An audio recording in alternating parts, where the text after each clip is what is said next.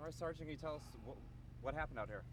Well, earlier this morning, we have a suspect, Pavel Vito, allegedly shot 3 people inside of the Be Dependable Plumbing office here in Liberty, Texas, or Liberty County.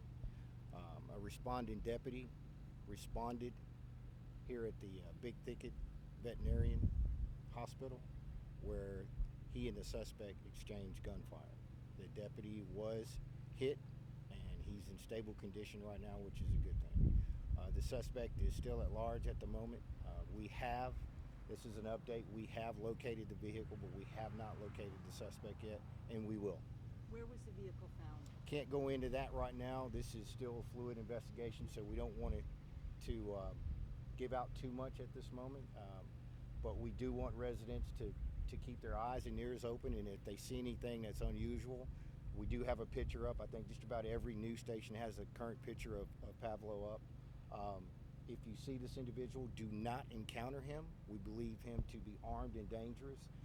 Dial 911 and let law enforcement take care of it. Can you describe the manhunt that's underway right now?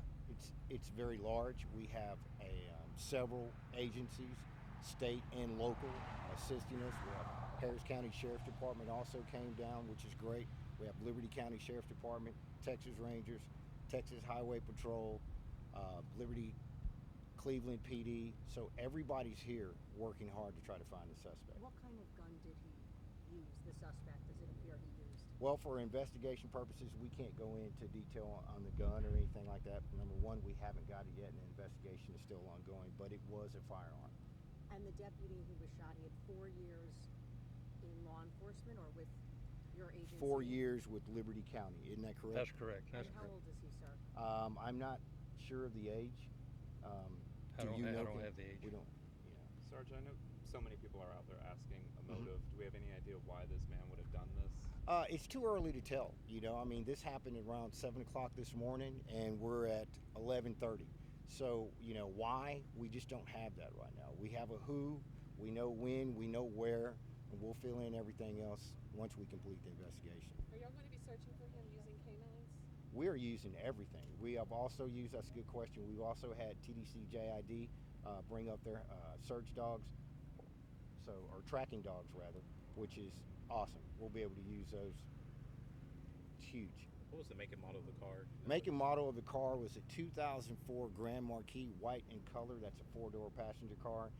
They look similar to a Crown Vic, a Crown Victoria, but like I said, we have located that vehicle, so we're getting close. Do we think he's on foot?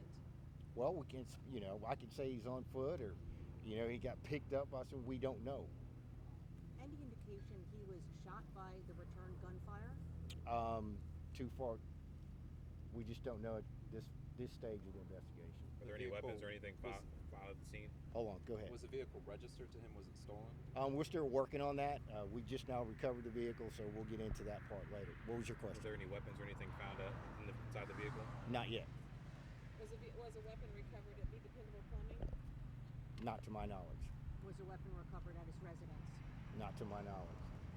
Can you give us a sense of just how your agency responds when somebody opens fire on a deputy who's here to serve the community, protect, the individuals here of Liberty County? We respond just like any other agency would respond. I mean, when an officer's down, an officer's down. If we're close enough and we have the equipment and the manpower to provide help to any law enforcement agency in the state of Texas, we're going to do that. I mean, that's a no-brainer.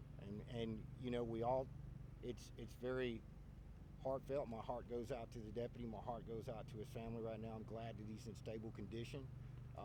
But, that's part of our job. Unfortunately, that happens. So it's remarkable. He was shot in the throat.